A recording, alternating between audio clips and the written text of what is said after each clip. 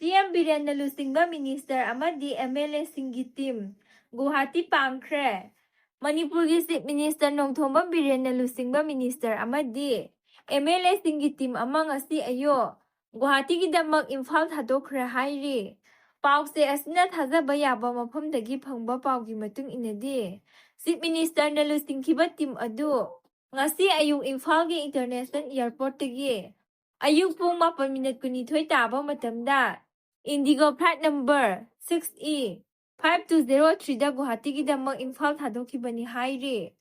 Chief Minister N. Biren Lusingduna satliba khongsat aduda Works Minister Govindas Konthojam PIST Minister N. Susindra MLA Sapam Kunjakesor KS Ibomta Singha Losi Dikho TH Santi Amadi ex MP J Kumos Hasu Loinaki Chief Minister Lusingba khongsat asi Arunachal Pradesh na pangthokadaba thoram ama saruk yaba satpa oiba yai haina thajanari adubu khongsat asigi sapchaba paudi khangba ngamdre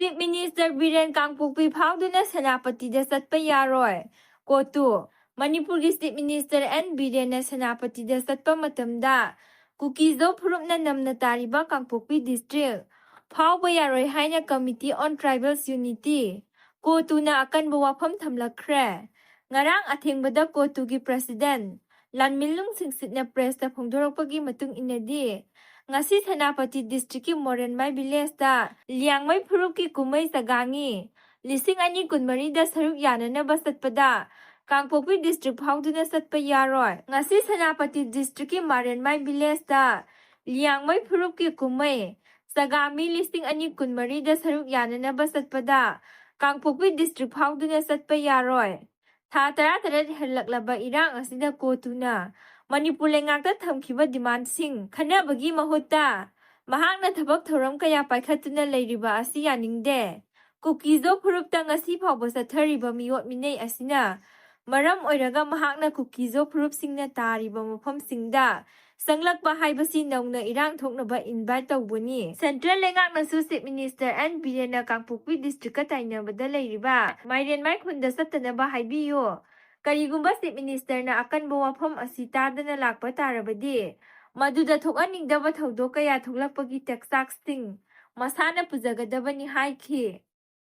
Kangpokpi amadi Churasanpurda leiriba nagagi khulsing Kuki mingda onthokpa hokre haukiba sahi lising ani kulhumdogi me ahumdagi satharakpa Kuki narco terroristing gi lan asina maram oiraga Manipur gi tongan-tonganba district singda lengaki makhada leiramba Kuki employees sing lan asina maram oiraga Churasanpur amadi Kangpokpi district ta mapung oina employee oiba maramna lengaki satnagadaba protocol sing thugaiduna Nagagi khulsing kuki mingda thonba hokre Kangpokpi district ta lengaki loisang makhai kuki singna apikpadagi hauraga asawba phamphawba kuki singna paisinkhibadagi lengaki protocol khudingmak thugaiba amadi lengaki hana leiramba report kaya manghanbagi thabak sathaba haure hairi Kangpokpi district ki manungda leiriba makui mayangkhang haina khangnariba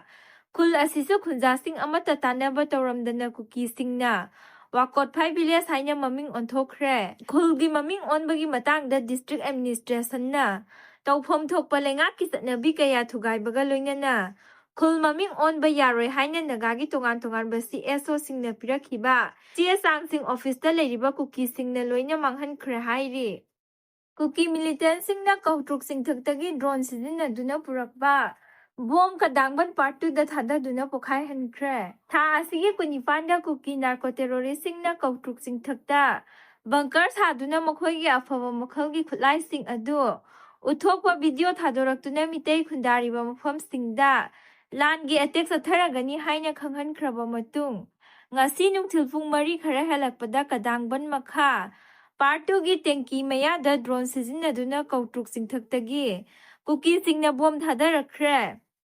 Laibak phabadagi drone bomb adu pokhaiba matamda asok apandi yahodre hairi thaudok thokphamdagi press na phangba pawgi matung inna ngasi nungthilfung mari khara helakpa matam aduda kautruk singthakromdagi drone paibagi makhol dai haiduna kadangban amadi kautrukki akoibada khundariba miyamna yengnaringai talak aduda Imphal West District manung sanba Kadangban Makha Part 2da mapangan kallaba bom ama thadaraktuna pokhaikhi laibak phabadagi bom taduna pokhairiba mafam adu amot palaibaki saruk oibana laibak manungda bom adu sangsilamba yai hairi bom pokhaiba matamda mafam aduda hana mathau toramba CRPF natana State Force ki miyoi amata pung 5 rom taba phawba lakhide hairi pau asina makha taraduna Kadangban Makha Part 2da khul adugi volunteer singna Kadangban bunga senduna leiriba mafam aduda target torakpo oiramba yai haina thajanari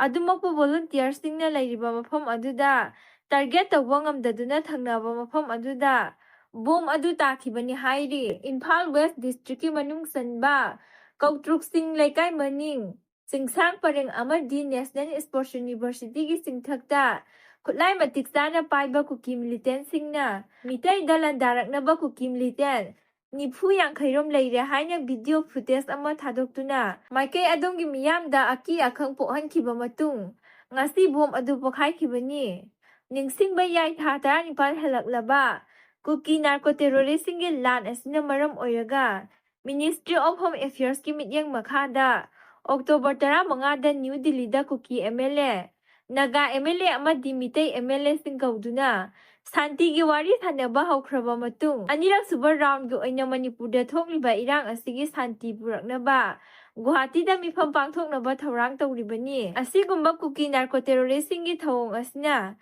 center na asawo thakdang lawduna sathariba Santi gi wari asi kuki singna thugaire state amadi center lengakna kuki singna satharakpa thawong sing ngasi phawbada action amata laukhatana lakli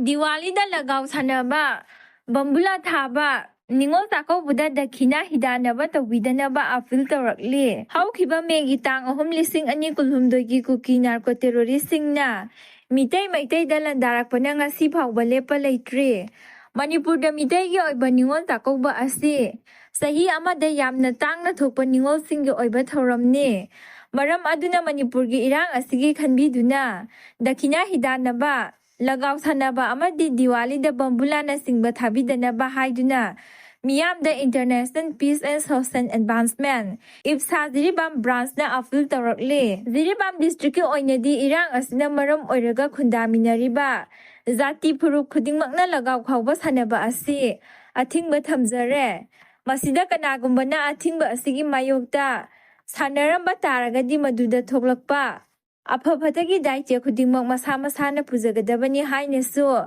IPSA gi publicity secretary G Sanatomba Sarmana thokpa seron aduna makha tarakli khulngakpa ama masagi license gan chengbada sokle khulngakpa ama masagi license gan chengbada nongmai maru kapthoraktuna panbadagi soktuna laikanna khre Thaudu adu khulngakpa miyoi aduna masagi license gan daban rebel nongmai asigi September da maru yawi haiba khangau tabana soiduna kapthorakpa maruna thabakta panduna sokpadagi Ras Medicity Hospital da pukhatuna laikanna khre hairi masagi license kan maruna panbadagi soklaba miyoi adu thawal athokpamdagi athokpam Siddharth sahi kuntra Apokpa athokpam nanda kawi hairi thaudo asi ngarang numidang sawrakna pung 8 makhairom tarakpa adwaida thokhibani hairi